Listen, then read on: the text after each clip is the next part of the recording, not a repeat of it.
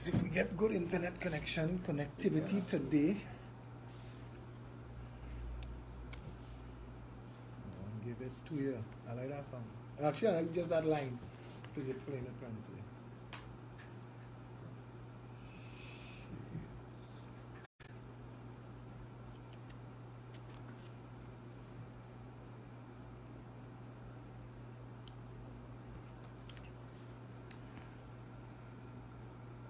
My mic live?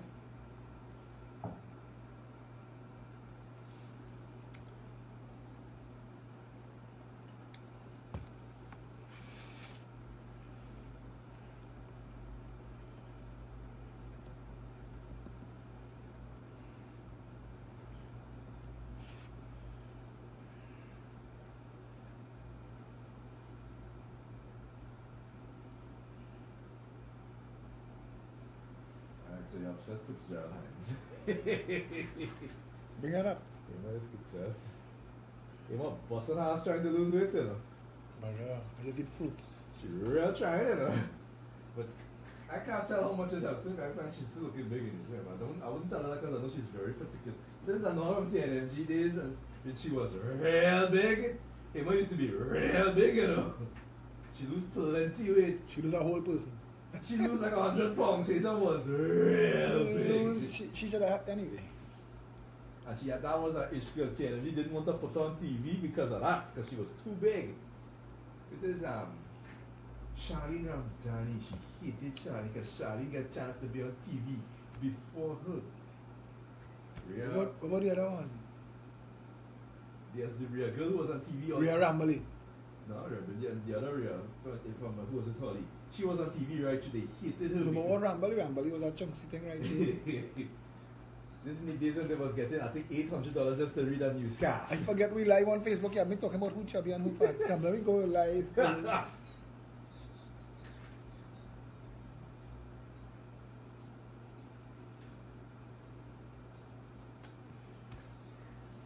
How long again? How long again? How long again? This is the last one. You know. Right, so I forgot that we were live. We're live and we're going in mic you now. on? Two. Mic 2. Alrighty, people, so we get back inside a sense and sensibility on Mo FM 104.7. It is now 8 minutes after the hour of 11 o'clock, which comes to you courtesy of Super Quality. And I had to remind you quick. I shouldn't remind you. Later I'll remind you because you don't forget. So, good morning, Mr. Alexander. Good morning to you. Good morning to you, Kevin. Later, people, it was his birthday. He's like, 100 now. 109. Good morning to you, Kevin. Good morning to the loyal listeners of 104.7. Good morning to all the people joining us on Facebook via social media. I want to add something to the conversation. That's something. When we see Mr. Fitzgerald Hines is not happy with things you're saying about his glorious leader who has PhDs and first class all the way. Apparently he did well in school and as a geologist, I guess, and well, I don't know whatever else he has. I will take him apart for that, but we're going forward first. The first responsibility that devolves upon you is the protection and promotion of your democracy. Democracy means much more than the right to vote and one vote for every man and every woman of the prescribed age. Democracy means recognition of the rights of others. Democracy means equality of opportunity for all in education, in the public service, and in private employment. I repeat, and in private employment. Democracy means the protection of the weak against the strong. Democracy means the obligation of the minority to recognize the right of the majority. Democracy means responsibility of the government to its citizens, the protection of its citizens from the exercise of arbitrary power and the violation of human freedoms and individual rights. Democracy means freedom of worship for all and the subordination of the right of any race to the overriding right of the human race. Democracy means freedom of expression and of assembly of organization. All that is democracy. All that is our democracy, to which I call upon all citizens to dedicate themselves on this, our Independence Day. This is what I meant when I gave the nation its slogan for all times. Discipline, production, tolerance. Indiscipline, whether individual or sectional, is a threat to democracy. Slacking on the job jeopardizes the national income, inflates costs, and merely sets a bad example. The medieval churchmen had a saying that to work is to pray. It is also to strengthen our democracy by improving our economic foundations. The democracy is but a hollow mockery and a gigantic fraud, which is based on ruling groups' domination of slaves or helots or fellaheen or second-class citizens, or showing intolerance to others because of considerations of race, color, creed, national origin, previous conditions of servitude, or other irrationality. That is Eric Williams. That is Eric Williams, taken from our Independence Day speech. And I wanted to read that into the national situation right now. And I wanted to add one more thing. And this is what he closed with. He also added, and I'm trying to find that, where it is the responsibility of the citizenry to protect the democracy, even from abuse of office. Yes. So we're going forward. This morning, Fitzgerald Hines took me to task on Hema Ramkissoon's show. Now again, I want to call out Hema for her lack of journalistic ethics, for not even calling me on the phone or inviting me to rebut. It has made Hema Ramkissoon's morning show a stunt for hire. She is now in the public relations business. This is not journalism. When you could have a television morning talk show where a stunt artist, Fitzgerald Hines, is the most disrespected member of the PNM. They've reshuffled the cabinet on 3 occasions, and in every occasion, they've demoted Fitzgerald Hines. The next step for Fitzgerald Hines is to mop the parliament floor or out the door. Because they've demoted him now, first from being a cabinet minister to just a minister. Now he's a minister without portfolio. His job is to carry Faris Al-Rawi bag. He didn't want what? At the end of the day, I want to put in the national conversation. I'm not here to debate the likes of Fitzgerald Hines or Inshan Ishmael and the rest of these mocking pretenders. I'm not here to take on the small boys, the slop bucket handlers. I'm not here for them. I want to debate Keith Christopher Rowley on his track record. And I want him to explain to the people of Trinidad and Tobago what he has done with the last 2.5 years. More importantly, the issue they're challenging me on is my right as a citizen to call the Prime Minister to order. This PNM government wants to bully the citizens of the Republic of Trinidad and Tobago. But with me, they will find that that is a tall task and a tall order.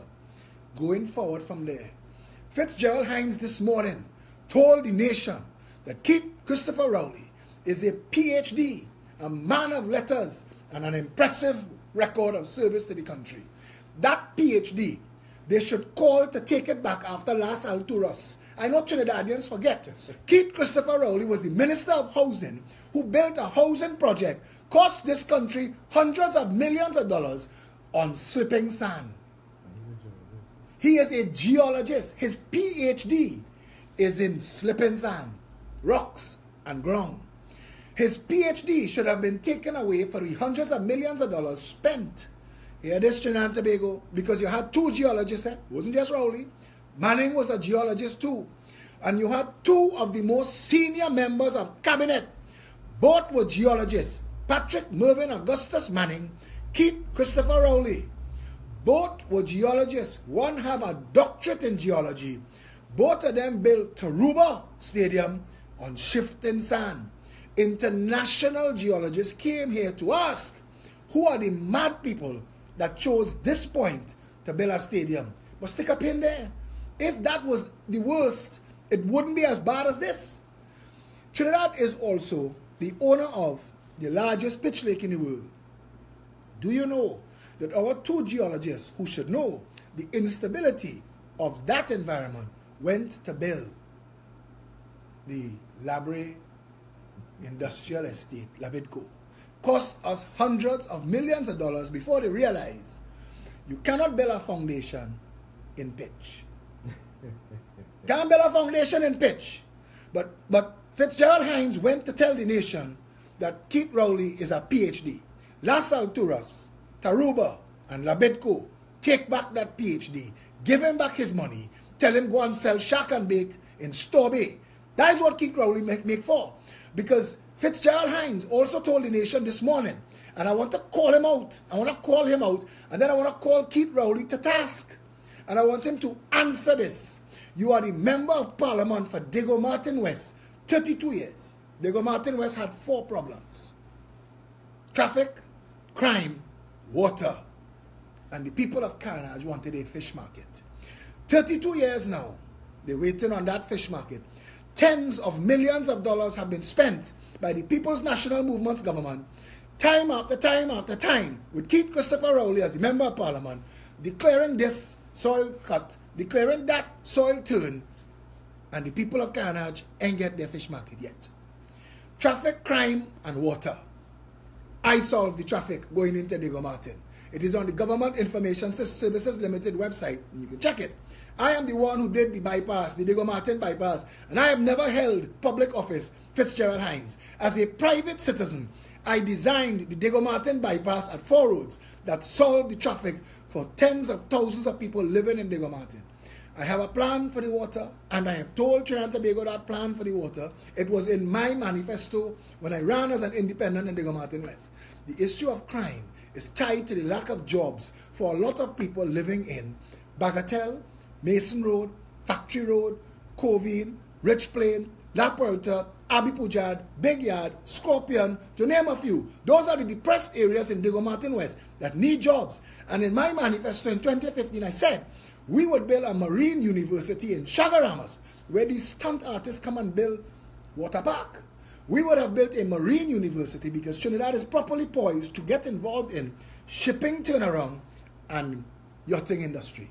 We would have trained the thousands of unemployed youth in Diego Martin West in the craft, art, and technology of shipbuilding, sailboat rigging, upholstery, hull building, mechanics and engineering involved in shipping. All of that could have been done and should have been done, is not yet done. The first question put on the order paper when the law of the parliament was changed, that the opposition leader could question the Prime Minister, Keith Christopher Rowley, was the leader of the opposition in 2012. 11. When that first question was asked, it is now history in this country. It is Hansard. You can research this. The first ever question to the Prime Minister that was asked was Keith Christopher Rowley standing up in the Parliament and asking, on behalf of the people of Diego Martin West, where's the Carnage Fish Market? That stunt artist. And I want to ask that stunt artist this morning, not only are you still the Member of Parliament for Diego Martin West, you are the Prime Minister, so there are no obstructions or obstacles to you having already built the Diego Martin Fish Market. Why is it today, 30 years later, still the people of Carnage who build their livelihoods on fishing, still, Keith Rowley, do not have a fish market? Fitzgerald Hines, with your nonsense and your stunting on Sabga News Network this morning for life-size Barbie doll Hema Ramke soon, I want to tell you something. If you want to call me out in public, but walk with facts and figures. Don't come to stunt and talk nonsense to fool people, because Trinidadians beyond that right now. I hope so. I hope we are, because we still like the stunting, and we still like the old talk and a laugh. That's what running strong. Kevin, they need that. They need that because in 2019, a $900 million US debt comes due for Petrotrin. Oh my. Petrotrin right now is operating at a loss. Yes, they are. We borrowed $1 billion US. $1 billion US we borrowed for Petrotrin to upgrade the refinery for low sulfur oil for exports, because the environmental management on a global level setting more and more stringent levels for what is allowed, sulfur, etc. That upgrade, we ended up with a $300 million US cost overrun on top of the $1 billion. They can't account for that yet. I have just learned at $70 a barrel, we had what today? 62? $62. At $70 a barrel, Petrotrin breaks even. At $70 a barrel, we service debt and we take care of housekeeping, recurring expenditure, overheads. But that does not touch the $500 million that has to be paid every year for health services and pension for Petrotrin. At $70, they break even. We've not yet approached $70 for the past 5 years. But to make a bad matter worse, there is a $500 million statutory payment due and owing every year. So all of this talk is to distract the public from the mismanagement that is going to cause this country to collapse. The workers at Petrotrin who have healthcare benefits in perpetuity and who are supposed to be entitled to their pension that is part of their salary, if Petrotrin goes out of business for any reason, like how the iron and steel company evaporated in a day, all of those benefits and all of those savings evaporate with it. The people of Trinidad and Tobago, Ansel Roger and the OWTU have to sit with a functional government to discuss how we address that issue, because Petrotrin, like those other three things, is on proverbially shifting sand. The people of this country need to understand this. Alternative energy and sources of energy is on a growth path, never to allow oil and gas to reach the prices it got to before. We need to end up in a complete world war for Trinidad oil and gas to cross $75. We will never see the days of $100 oil again that Patrick Manning and the PNM squandered in the 90s and 2000s. And those conversations in the 2000s, those conversations, we are hiding those conversations and talking nonsense to the people about who call who what. It is time. The only calling that's supposed to be happening in this country is call your government and your opposition to order. Call your parliament to order. Call the Speaker of the House to order. Tell them end the circusing and the stunting. The people of Trinidad and Tobago want an accounting of what is being done in their name. What is going on with our economic financial sector? We need to know. Are we being put in a position where we have no choice but to go to the IMF? Will we end up in perpetual servitude and debt while the high-class financiers of those two parties fleece this nation, steal the people's treasure, and make off with it? That is where we are. All right, people, we have to take ourselves a nice quick break here. Just me talking a little bit here. Mr. Alexander, you're talking good. Sounding nice, sounding good. People, also going to talk about your 1 year anniversary. Yes, when you come back, we'll discuss that. We're going to give you a quick words here.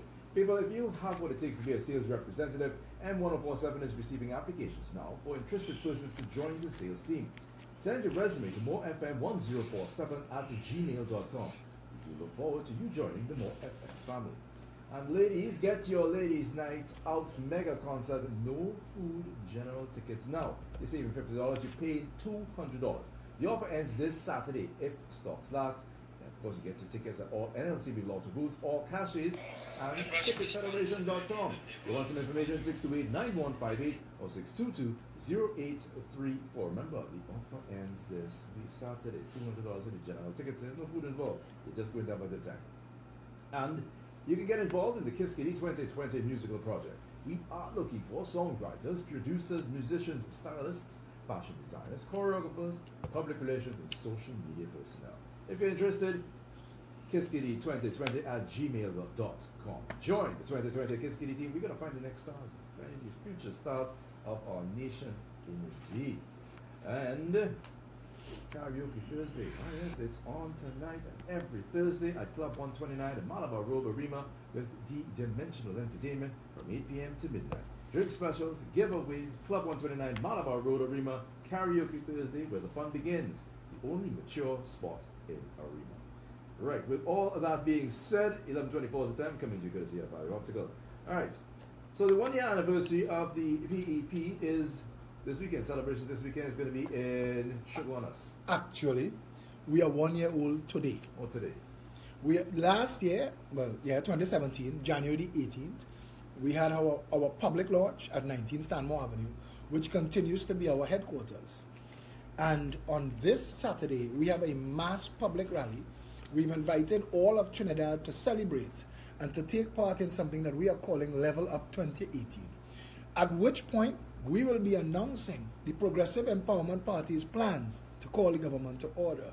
We believe that it is that time now for the people of this country to get an election. This government needs to seek a mandate. We're no longer at a place where anybody in this country, outside of the handful of sycophantic followers of either political party, will tell you they are happy with what's taking place in the parliament. I want to play something for you, Kevin. The first responsibility that devolves upon you is the protection and promotion of your democracy. Democracy means more, much more, than the right to vote, and one vote for every man and every woman of the prescribed age. Democracy means recognition of the rights of others. Democracy means the equality of all in the eyes of the law. Democracy means equality of opportunity for all in education, in the public service, and in private employment. I repeat, and in private employment. I wanted them to hear it in Eric's own voice. I want them to understand that we, the people of Trinidad and Tobago, have a responsibility to that democracy. Benjamin Franklin said that a democracy is yours if you defend it. We live in a country where we elect dictators to office. We do not even have the right of recall to fire errant and non-performing members of parliament. I think we need the right to recall it. That is overdue. They didn't want it, you know. They didn't want it. I'd explain to you why they didn't want that recall bill at all to become a reality. I went down there to the waterfront just to hear what people were saying. I'm saying real nonsense on both sides. Kevin, where is the Faris Al-Rawi that knew everything that was wrong with the last government? Where's this government's plans to fix anything? Does anybody in this country have an idea of what this government's legislative or operative agendas are? Do we know? Or is it government on the hoof? Is it policy by VAPs? Is it whatever you could spend money on and pocket the difference? Is that what is driving the government? Are party financiers running this country in a kitchen in Goodwood Park? These questions need to be answered. Keith Christopher Rowley is now the biggest failure of a prime minister we've ever had.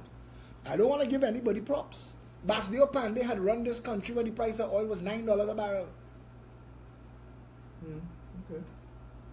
But we had $67 a barrel. The cost of living and the world in 20 years. No, in 20 years. We've gone from $9 to $67. The reality of our situation is we have a government that has gone rogue. They do not care to account to the people. They are using, now that they've shut down all avenues of redress and speaking out, they are using the courts to sue people. Defamation matters left, right, and center. Because when you are in court for defamation, it is supposed to gag you. And that's what they're trying to do. And they've used the anti-gang bill and the cybercrime bill to try and shut down social media under the guise of dealing with fake news. Yet the only fake news we've gotten to date is Stuart Young and Maxi Coffey's condition. Because Stuart Young told the media, he told his girlfriend, he told everybody else that Maxi Coffey will be coming back to work in December. We're in January. Still no Maxi Coffey. Maxi Coffey dead, he can't bring him back. Maxi Coffey Prove me wrong. Maxi Coffey has apparently written to the Express in 2018. I can write a letter and put your name on it, you know. But that's the point. This is 2018. You could take a selfie. Maxi, show us that you're alive. Show us that you're not brain dead. But the point I'm trying to make to you is Stuart Young is the minister of fake news. That's his job, to keep them distracted and foolish. And if Fitzgerald Hines feels that my appearing on Fazir's show yesterday morning and Fazir Mohammed asking me if I call the Prime Minister a jackass, and I defended my right to call him a jackass, if Fitzgerald Hines feel that is the narrative and they will dictate it, you have another thing coming. Because we will deal with the issues in a country where the government is happy to have the people believe that nothing can fix. But I'll show everybody how everything could in fact fix. And we will start. If nothing can fix, would they spend any money on them? Nothing can fix. Where the money going? Kevin? I have been asking now for the past 10 years, where is the Pitch Lake money? Who gets that money? What are we selling pitch for? We have none of this information. Nobody knows. You can't have a caller with no name calling in and speculating on a rumor that they think it is the Chinese. We don't know. We should know. It's our pitch. We should actually have something definite, something solid saying, yes, this is who owns the Pitch Lake. Yes, Kevin, pitch, that Pitch Lake by itself could mine Trinidad. That Pitch Lake by itself could take care of the people of Trinidad and Tobago. See that pitch? That pitch is an excellent roof sealant. Forget flooring, you know. We are going to need billions of houses continuously for all of time. And that pitch is an excellent sealant. They're making plenty manufactured versions of it, but they're still not as, they don't last as long as pitch. And the truth of the matter is, we need to know just about that. What happens to our pitch? The government needs to account with what's going on in the judiciary. The court system in this country has been reduced to ridicule. They're not supposed to have control of the judiciary because it's a separate arm of the state. They should not have control. The Constitution allows the Prime Minister to raise issues and to intervene. He could raise the issues, but no, but he could intervene. It's not about calling shots, it's about using the system. And at the end of the day, the system is not working. You have a government and an opposition, 41 seats in the parliament, that can go into the House of Representatives and write us more functional law. We need to be able to manage what is going on in the judiciary. I have been told by a senior criminal attorney that we have 1,250 people on remand for murder in a nation. That's a lot of people. In a nation that can only deal with 30 to 40 murder cases a year. That means those people are on remand for the next 30 to 40 years before their case even called. So maybe we should institute a real night court.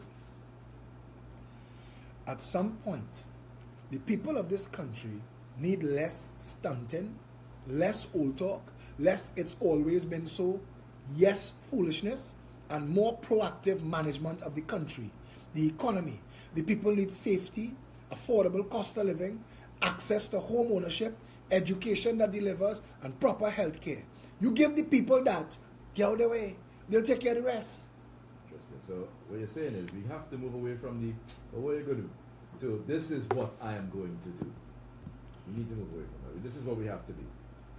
Government needs policy. Trinidadians need to know what is the government's education policy. You do not have a government education policy. What you have is a minister of education making excuses and plenty foolish jokes.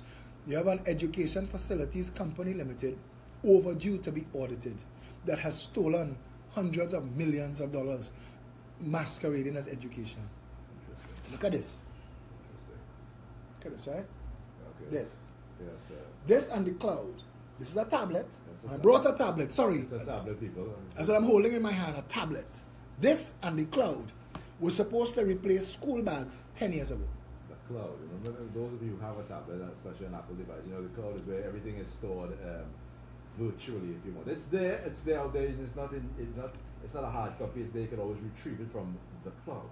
We will save hundreds of millions of dollars if every child went to school and the class teacher distributed 30 tablets to all the students in the class. You don't have to have your own tablet. I'm a little interested, but maybe I'm a little old school, but I kind of like a book. I understand that you may say that, but there are children, there are people, grown-ups in this country that have scoliosis and twisted spines because of school book bags. School books and books in book bags is like sending people on a job site to build a house with a hammer and a chisel to take out boulders and form it into blocks. We are at the point where all of the information that you need to teach a class could exist on the cloud. And not just that, on the internet. You could use, if you're afraid of the cloud, use internal servers in the school. Use national servers in Trinidad and Tobago. We've spent hundreds of millions of dollars building an e-tech park in Wallerfield that is supposed to be able to deal with information superhighway. We built that 20 years ago. It's still there, and nature reclaiming it. You can take one of those empty spaces and build a server headquarters that they say they were in talks with Microsoft for. I don't know how true that is. I don't know where that went. I don't know where that went.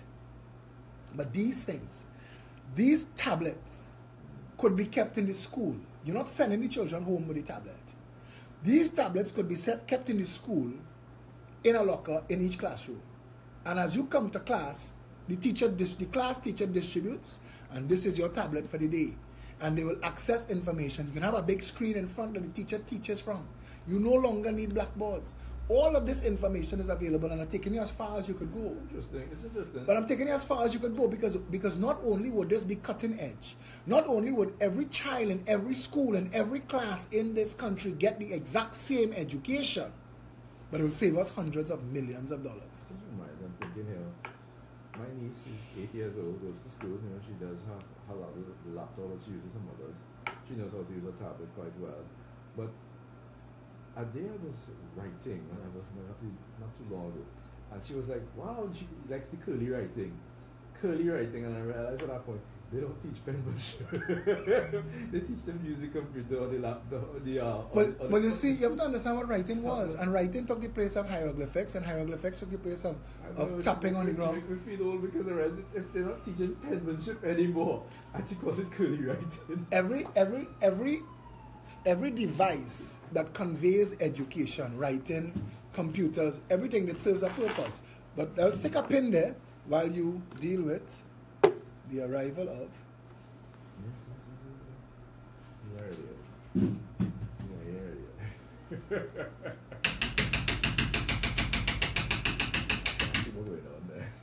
So, for you on social media, that's Robert tapping the glass to deal with a homeless person dressed in a garbage bag outside of the studio, rummaging through the garbage that the studio, the man is in a garbage bag. He is dressed in a garbage bag. That the station would be responsible for cleaning up after. And again, this is the third wealthiest nation in the world. We are in the capital city of Trinidad and Tobago. The garbage is still at the side of the road. A homeless man dressed in a garbage bag could come and dig up in it. And there is nobody accounting. We have a Port of Spain City Corporation and a central government, and nobody is accounting for what is being done with the people's money. And these issues have to be addressed. Indeed. All right, we can take ourselves a quick break. When we come back, Robert will be joining us. We'll be back, people.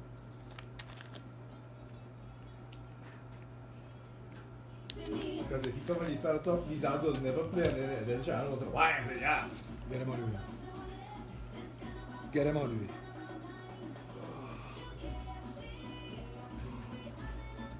Play a song for me now. Vote them out. Google YouTube. Play it. Go into it now. I didn't like to play this song I used to play it. I want to play the Charles Marshall Take Jam in the mother song. Charles is the next one on tap on the banner song because it's too hard. Then over girl and take jam in your water. Jam in your water. In your mother? Take jam in your water. Oh my God. Everybody bringing up mother song. And tap this side. Alright, we go put some attention on him, but then study crazy, then study Bungie. They're studying Charles.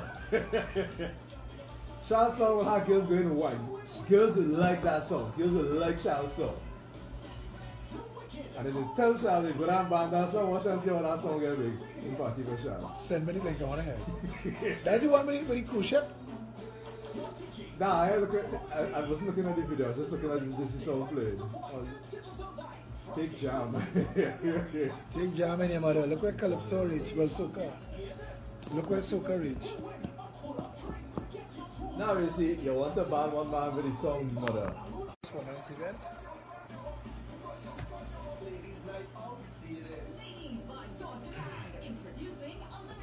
How many more?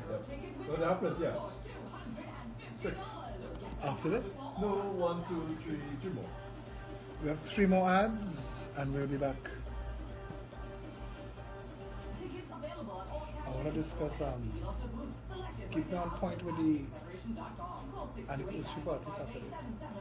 Ask me who will be there and that can happen.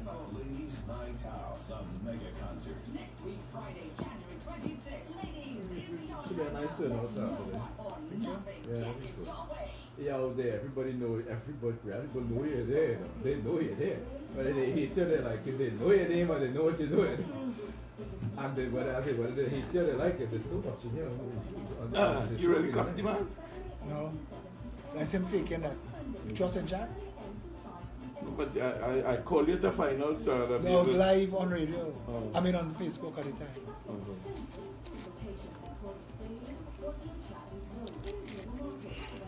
Why you must do that? He is irrelevant. He needs to be paid. Enchan wants to be paid. Gary Griffith gave Enchan that land to shut up off the UNC by Price Plaza. He said he's going to build a mosque. He renting it out as a food court. Taking advantage of people. Big piece of land. Somebody got on Bella Boss thing, tell them no. That is good. No, but if you don't do what you say you're supposed Take to back the you're land. supposed to take back the land. Sorry. You're supposed to take it back. I'm a mosque inside the land now.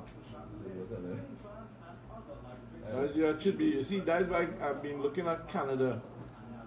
Trinidad and Tobago had to model some of the Canadian methods and Policies. systems Yeah, and I agree with you. Canada is the third best nation to live in the world. You know.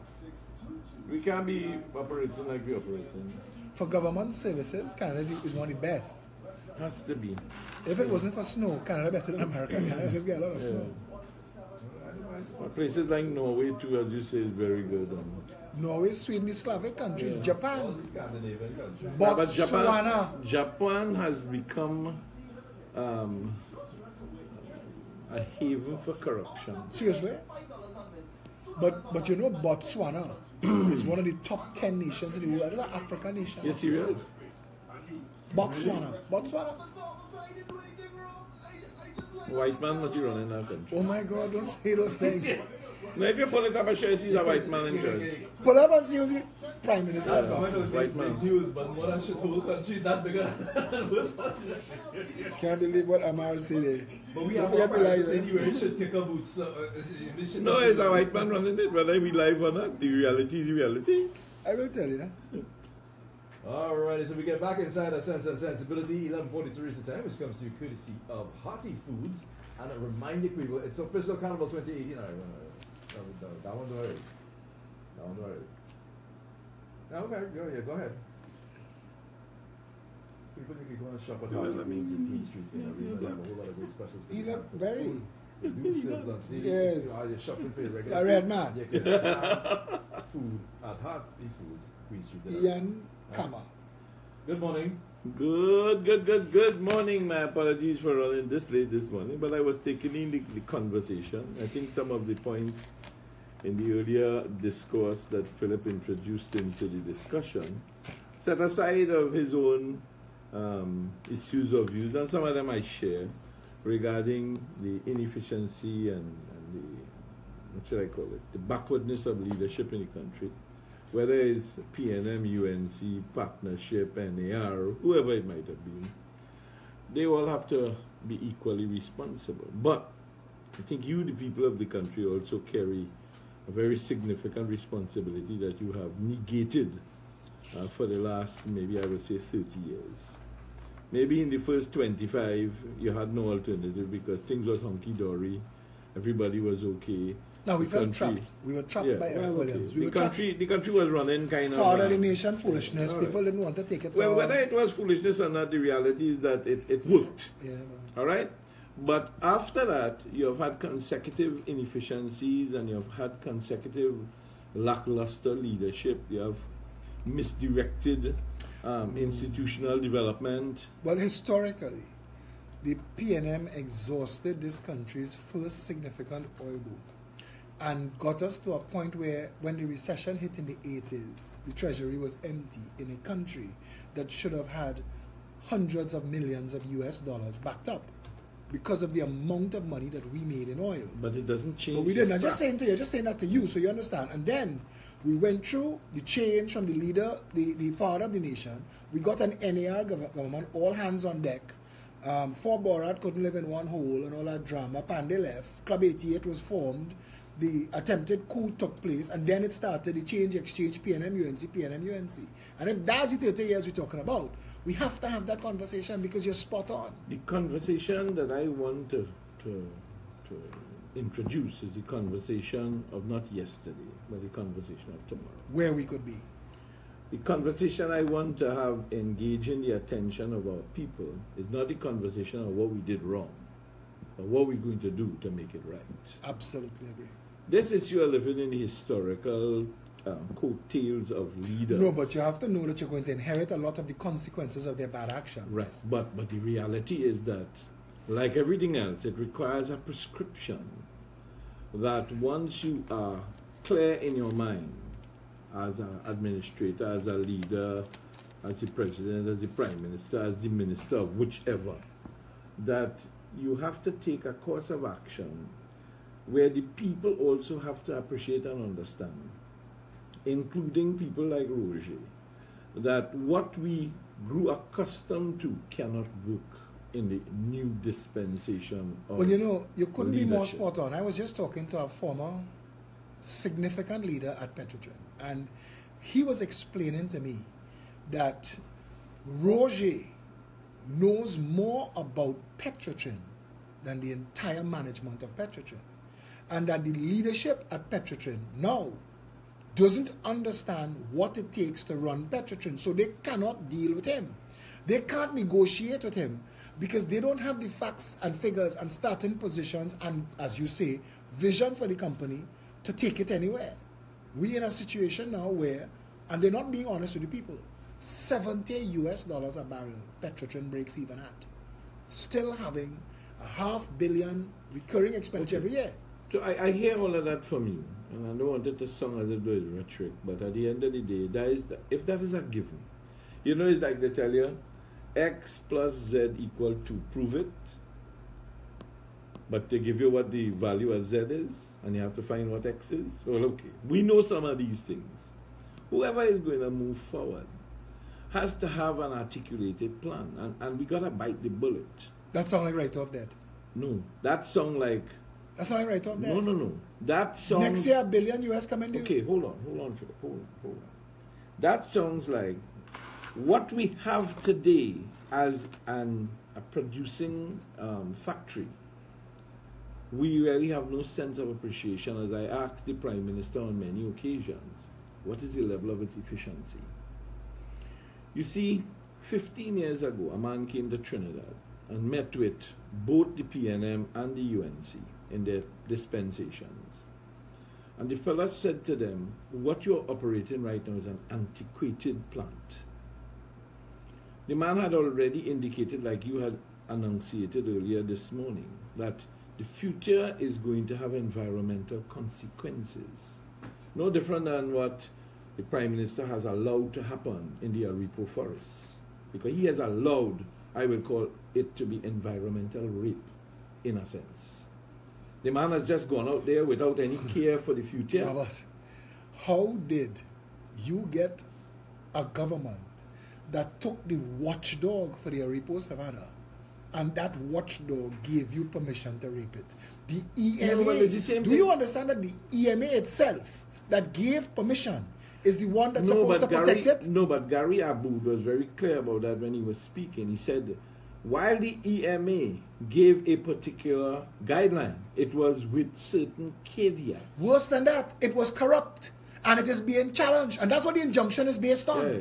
It is a corrupt CC. But I don't want to even... our environmental guy that comes every Tuesday had opened up that discussion on Tuesday this week, and we are continuing it on Tuesday Meetings next were week. manipulated. Okay, he was making the point, how do you get the institution that is the authority, that is mandated by law with specificity, to do things other than is written in the law? And why haven't they, at this point, suspended the entire board and management? Put in caretakers in the EMA so that nothing could be shredded, no evidence could be lost. Okay, Phillip, somebody's supposed to make a jail for that. We back to the same situation. If you are protecting a forest... We back to the same situation of the procurement legislation and the persons they have put in charge to make the decisions for procurement.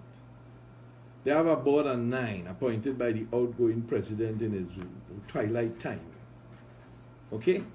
He puts a person inside of there. I don't know whether that term is statute by timing, meaning you have a 2-year arrangement to be there and it can't be removed. Or whether the new president that comes in is going to change those people, like will happen in the Senate. Jobs for the boys. You understand? Yeah. But we have a situation with regards to this whole petrotrin, which is the point I was trying to get cleared, where if you don't understand the level of complexity, and if Roger, with his intellectual capacity, as you have enunciated based on what you have been advised, whether right or wrong, that he understands more than even the board, I think the present president of the company has resigned, effective from February, he's gone. So they have to find a new person now to put in charge of the company. We are but nobody wants to be captain of a sinking ship. Yeah, I would take the job. I would take the job. And I'll tell you why.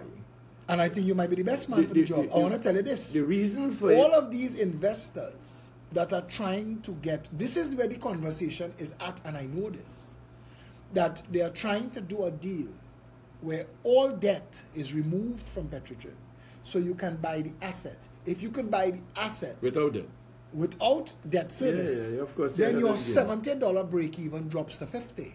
And if your $70 break even, if your break even dropped to 50, in an environment where you feel that the price of oil will hover between 55 and 60 for the next 3 to 5 years, then somebody's actually buying the profit of Petrotrin. But you have to hear this. What they're effectively buying is the profit of Petrotrin, because they don't have to invest $1. They don't have to do nothing to change it. To be honest with you, that is not true. And this is the point I was making to you. If even the Ansa Makal Group and Neil and Marcy ends up being the owners of this Petrotrin, if it does happen that way, they will have to find $4 billion to solve the problem. They could skirt around it. Which problem is that? The problem that will now relegate that if the country is going to use this base as a form of economic recovery from the point of view of taxation and all of those things, and export driven and product to be exported, the product that will come from Petrotrin, if the plant is not changed, will not meet the requirements for export. You spoke about the power gen deal. You spoke about generating, use it or lose it. You spoke about the Salcott, whether we buy it or not, we're still paying for it. These people know how to construct deals where their profit is guaranteed, that the black end is different to the red end, and that the treasury and I've been asking, this B-Mobile deal that shut down all the payment centers seems to have transferred the operating costs to TSTT and is giving somebody else the profit part of the cow. And we're not asking these questions because there's nowhere in Trinidad and Tobago for you to go and say, what is going on here? How is this deal structured? Who is underwriting? Is this a closed loop, or is it throwing debt on the treasury? And we don't know. If we cannot find out, Robert, who owns the Trinidad and Tobago Pitch League, if we can't find out who is getting the money for pitch, how do we know what is the deal that Ansa and Massey is doing with the government? These people know how to construct deals that see them feasting on profit. We've underwritten the cost, the $1 billion to upgrade the plant, the 300 million US cost overruns due and owing. There's a $1 billion debt due in 2019, and the pensions and the health fund. Those things don't change. Yeah, but again, in the new dispensation, if even Selvit has new owners, they still will have to inherit the 500 million. Otherwise, they will end up in a union problem. And don't tell me that a man like Roger, who has been so profound in his discussion about protecting the rights of the employees, that he will get bought out. I can't speak to that. Okay, and neither can I, but I'm saying don't tell me that will happen. I can't speak to that. I live in a country that it has happened. Not only that has it happened, I live in a country where the leader of the opposition met with the chairman of the Integrity Commission as prosecutor and judge to try a government with the government in absence. I live in that country, and neither of them went to jail. I live in a country where the leader of the opposition went into the parliament with a fabricated document and accused the sitting government of attempted murder. And then every investigatory organization in the world has said it is nonsense. and Keith Christopher Rowley has not been charged? Well, again... Does parliamentary privilege shield you from treason? I want to ask these questions because somebody has to. So don't tell me that same man wouldn't sit with party finances and sell you and your grandchildren down the river while they make off with the fat of the land. Don't tell me that. Listen, anything is possible, as you say, based on the whole issue of the way we see Trinidad and Tobago has evolved over the last 25 years. But I think that the rationale has to be taken that there are still enough good people in this country that will not allow that to go to the level of somebody who is just going to live off the fat of the land. And what will the people do? Well, that is why I started the conversation. Where is David Abdullah from the MSJ? Forget about David No, but Abdullah. where is he? He's not important. Because of the OWTU, his party exists. Because of the OWTU, he has a post. But because of the OWTU, he ends up on Phillip, Heyman Fazil show. Where is David Abdullah now? And that is the issue that Trinidad and Tobago has to ask themselves. Why are you listening to that man? Because if the media that controls the narrative is using stunt artists to sell foolishness to the public, how do we get beyond that? Well, so now, this morning, Fitzgerald Hines has been sent, Operation Shut Phillip Up, because they realize that the public now listening, that the public is getting real information from people like yourself and others who outside there said, hey, and on Saturday, this Saturday, I hope you have your speech ready. I hope you have your presentation ready, because level up 2018. Time to call them to order, Robert. Time to call the nation to order. Time when you come to that rally in Lange Park at 3 o'clock this Saturday, Robert. I hope you come in with your facts and figures. The people need the information. I always work with that. You know me, I'm a prepared guy. When I speak, I don't shoot from the hip, I shoot directly with the heart. Those of you who don't know, who have not yet organized your transportation, booked your babysitter, tell granny and papi they come in with you, organize. This Saturday at 3 o'clock, Lange Park Bandstand, the nation gathers under one umbrella to call the government to order. I think it's important that we really present the facts, but I wanted to just end today's program by again saying to you, Petrotrin as an institution cannot be fixed by piecemeal arrangements. What is required at Petrotrin? You mean like Caridoc? You mean like Caridoc? No, mean like Butler's Limited when I used to have it. What we need is we really need a brand new, technologically driven, advanced mechanism for processing of petrochemicals in Trinidad and Tobago. We no longer could go with this 100-year-old plant that we have taken and fixed up. Show you a little idea. Yeah. When you go to the United States of America, you tell them, I want to sell pepper sauce on a supermarket shelf, and they have 32,000 branches. Yeah. Supermarket owner will tell you, okay, our shelf space is worth $1.27 per minute US real estate. And they know that. Yeah. That if you put your product on my shelf, what is the profit margin per minute? And I need to know. Yeah. And you say, I could give you $2.32 a minute, and you're charging $1.27, so you're clearing a nice little profit. You say, okay, give me a check for 50 cents up front and put your product on the shelf. That's how you buy your way into a market. Trinidad will continue to be an energy producing country at whatever level. Correct. So if you bring somebody here, do a joint venture that the fat is in front. Listen. You could do that, Robert. You could tell them, if I want to give you the opportunity, put the fat in front. So 50% of the fat. Give me my money now. Give me now. Yeah, you could get it down the road. Correct. Because I need it. That is the only kind of bold deals we need. Yeah. That's the only kind of deals. But we're making deals the other way. Yeah, we're waiting for it. And you letting them take everything. I remember a chain of stores in Trinidad and Tobago went into recession, and they call in a receiver. And they tell the receiver, sell the chain of stores. And the receiver sold all of the inventory in the stores and gave them back the keys and said, we can't sell it. I hear you. That is the kind of things that go on in this country. Well, as you may say, the cookie crumbles at the point where still we haven't had enough time to massage the issues of Petrotrin. I would say that hopefully by next Thursday when you do return, that we are going to be taking an approach that will address that Petrotrin thing. Because the experiences of India has shown under the Reliance Group, and I could never forget when Mr. Pandey had asked me to go to India. I had gone and visited the Reliance Group chairman, Mr. Abani, and he was very, very open. As a matter of fact, in those days I was small business, so I was export development. I was one of the chairmen. And I was trying to open that door to do exactly what you were saying. Bring them here. Let them sit down and partner with us, because they had just built a brand new plant in India. And that plant today is one of the most efficient petrochemical producing plants in the world.